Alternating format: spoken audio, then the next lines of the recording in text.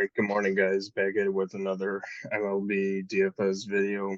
We scored 175 points and did not cash. Scherzer did pretty well, 43 fantasy points. I was watching the game. He gave up a two-run home run to lose the win. He got the quality start, whatever. The Dodgers put on a beating. We had Kyle Tucker that got us 41, got a home run with 5 RBIs. Um, This Diaz kid from Houston, 18.5, he went 3 for 6. Every time we play the Cardinals, they decide to suck. Can't buy a win. I don't know what to do, what to say. We did good. Like the Dodgers looked good and it just turned into a runaway game. The final score was like 14-3. So the guys got there, but they got pinched hit like in the seventh and beyond. But what'd you take away from yesterday? Yeah, the Cardinals suck still. Every time we play them, I don't know if they screw us over more or Milwaukee, but it's pretty close between them. Brendan Donovan 1 for 4, Newt Barr 0 for 4. Just our two men doing absolutely nothing. Other than that, it was fine. What really sunk the whole slate was Bregman's grand slam in the top of the ninth. He was like 20 or 25% depending on the contest, and if he didn't hit that out, the line would have been like 10 points lower, or even more. It was just a big swing on the slate. Other than that, hopefully we don't. I mean, we're not going to have a 50% on pitcher today, so it should be more interesting. And it was funny because Funk sent me a lineup and it had it had Chris Bassett. He's like, "Do we fade the Max Scherzer chalk?" And I was kind of like, "You know what? Yeah, why not?" Then he texted me like 5 minutes later, like, "I can't. Hold on." How many Yeah, fantasy most time points I do give we have? Scherzer got like 50, and Bassett got his usual like 35. So that's why I didn't do it, but it ended up being reversed, and Bassett nuked. Even he was still walking guys like crazy, but he was able to just get strikeout after strikeout and get out of trouble. So you know, Scherzer had 9 Ks. Bassett had what, 9 or 12? 12. 12. 3 walks, but he also got the win. The win is so important on FanDuel. It really is. It, it's unreal because on like DraftKings, you can have one pitcher that does okay, but your other one just does everything and you're totally fine. Whereas on FanDuel, your main focus really is your pitcher, trying to figure out if they can get the quality start and win and all that. But um, just jump into this. So we got a big slate again today. Pablo Lopez, Bryce Miller, Freddie Peralta, Shane McClanahan, Griffin, Canning, Alex Cobb, John Gray. The list goes on and on and on. Where do we go today? You're muted. Good call. There are tons of options to go to today, obviously with the big slate. No real huge favorites on the slate. I was just looking. The Dodgers are minus 220. I thought Tampa would be a bigger favorite, but I guess because Bryce Miller's on the other side, they're not. They're minus 120. Canning minus 160. Texas minus 170. Nothing else really over like a minus 115 after that. But so some guys have a target based on those numbers. I like Bryce Miller. He's at the top of the pitching tool as well, and he's projected well in ballpark pal. I like him. On the other side, you can go to McClanahan if you want. I think it's a great strikeout matchup, but also Seattle does tend to do well against lefties. They got some pretty uh, good lefty smashers like Teoscar and Suarez. So a little hesitant there. Pablo Lopez against Baltimore. I mean, I can see him getting like 8 Ks, but I can also see him getting up like 3 earned and give me like 35. Nothing great. And if he doesn't get the win, just not going to be good enough. John Gray, 10K seems appropriate. Houston has been swinging the bats a little bit better since Altuve's actually woken up. So I don't love him, but he's fine. Cobb coming back from the IL. I have to look more into him. I'm not sure, the extent of what he's dealing with or the matchup, how the matchup works for him. So Cobb is in play, but I have to look more into him. Canning, I haven't played him all year. I'm not sure why. He's been good. Um, just don't love attacking this Arizona offense. They just tend to somehow blow up everybody. So maybe not on Canning. James Paxton, I think he had a pretty bad start against the White Sox, but Toronto hasn't been able to create offense for like weeks and weeks and weeks. So I don't mind Paxton here. Then Barrios, no thanks. Peralta, it's a nice price tag at 9,200 for his upside, but I can just see Pittsburgh for some reason just getting to him. I don't know why. I think maybe Jack Sawinski just takes him yard or something. Blanco at 6,300 is actually projected pretty well, but I don't know why I would play him against Texas. It doesn't make much sense. Kramer, good matchup against the Twins. I think they're favored by let's see, a minus 115, so nothing crazy, but if he can pick up the win, that'd be nice. Beto, I like if Peralta is going to be like 15%, just get some reverse leverage there. Bobby Miller, the biggest favorite in the slate against KC. Price tag does seem a little high, but he's not picking up any ownership. It's literally 0.5%. So maybe we can play some Bobby Miller. Don't really see much past that. No one below Vito's price tag, probably. I mean, I guess if you want to play bats, you can play Blanco, but I'd rather not. Yeah, this pitching slate is a little tricky. Lopez, fine, 14%. Bryce Miller, probably one of my favorite plays, I'd say, just because he's 9,100. The only issue I have is it's Tampa. Oh, what did I do? Accidentally just like enlarge the screen.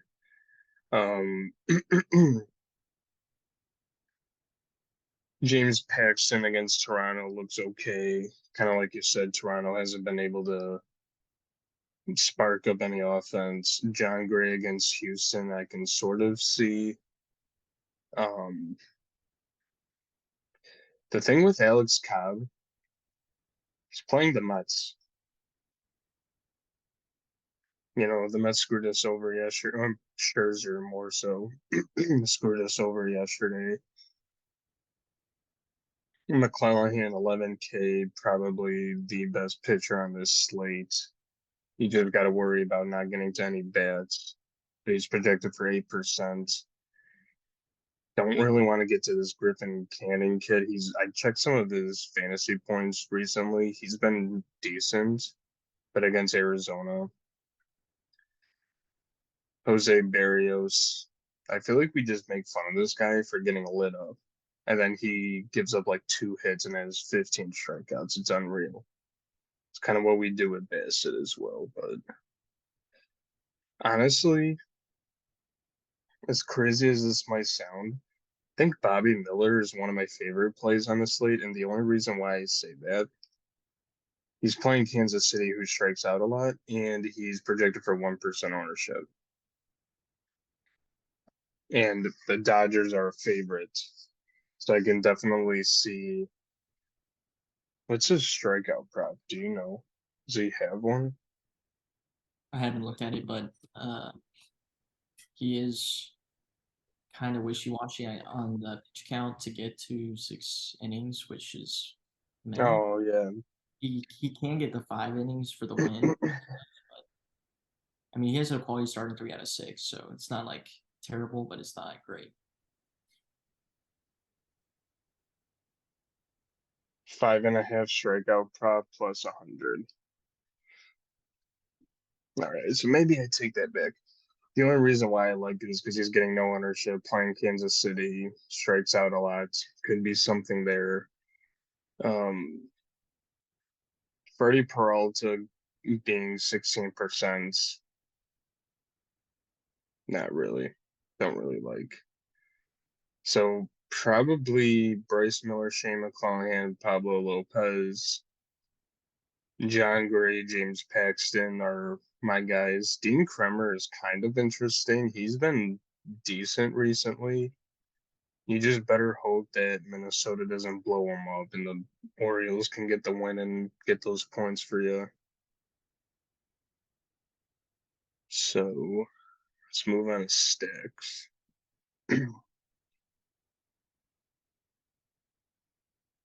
So right now it's got Detroit, the Yankees, Atlanta, Seattle, Dodgers, White Sox. The list goes on and on and on. So besides Detroit, because everyone and their mother is going to play Detroit, what are we thinking for today? Is your data different than mine? I think I'm looking at different numbers here, but I can refresh. teams I wrote down: Miami, Atlanta, Dodgers, Yankees, Boston, Baltimore, San Fran, Detroit. So what is that? 8 Look at teams. this now. Yeah, okay, that's what I had. So I had written down 1, 2, 3, 6, 7, 8, 9, 15. So like 7 of the top 15 stacks I had pretty good interest in, like comparing to Ballpark Pals projections. Team that stood out the most, like I think a game stack of this Atlanta Miami game makes a lot of sense. I don't trust either of these pitchers, and the weather's going to be good. Braves always generate some offense, so hopefully Miami can keep up on the other side. It's a rivalry game of sorts almost. I just think that's a good play. Baltimore, sure. Lopez is good, but I think they can get to him. Boston against Barrios, who he's either going to drop 50 or he's going to drop 10. So, if Boston gets to him, then gets him, in a hurry. So they could drop like 8, and that would be decent enough on the slate. San Fran, sure. Dodgers, of course. In KC, it's not a great home run park, but there has been a lot of runs generated there, so I like them. And then the Yanks projecting for like 5.3 runs in ballpark now, so I like them.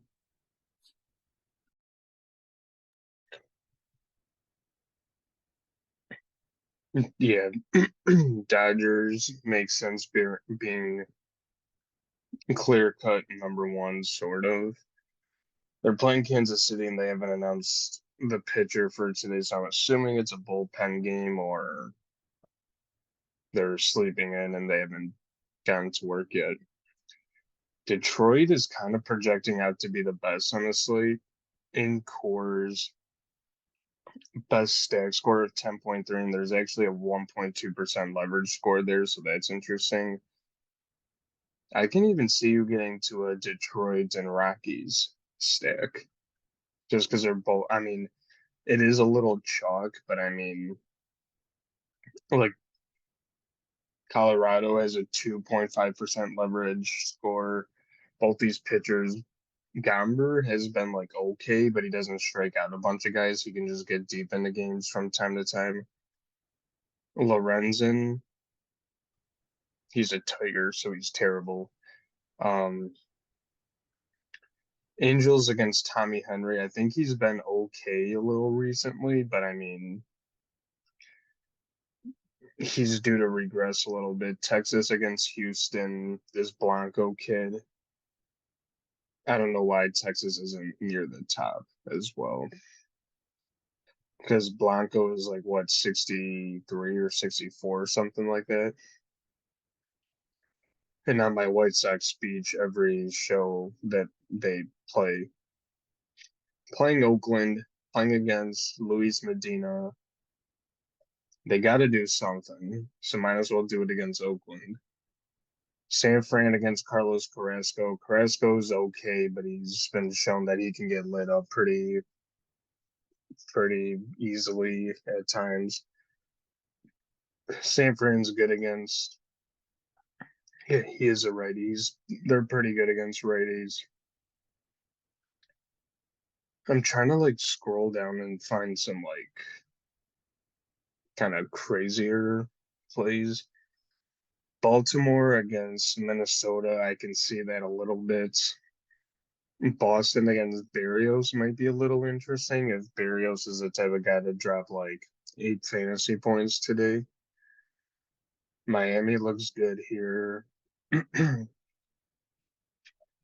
I know we played them yesterday and we don't like them, but St. Louis against Severino. Severino's just been getting lit up this season, so wouldn't mind that.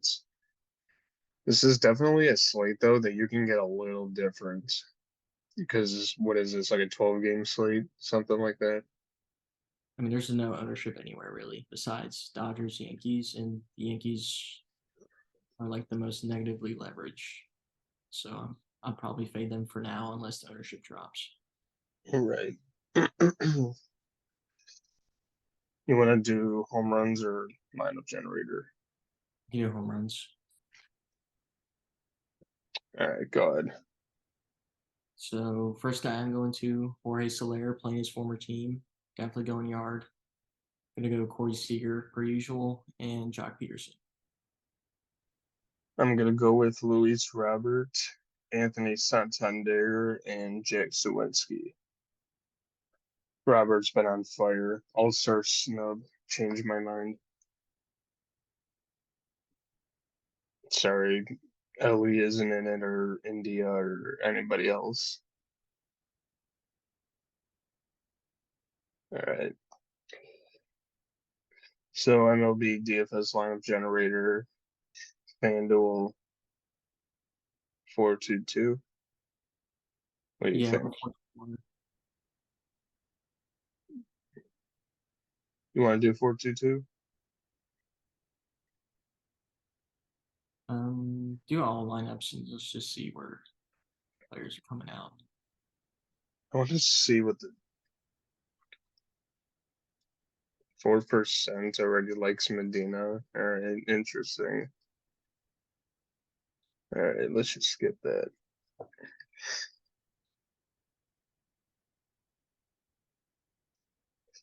$1,300 on the table.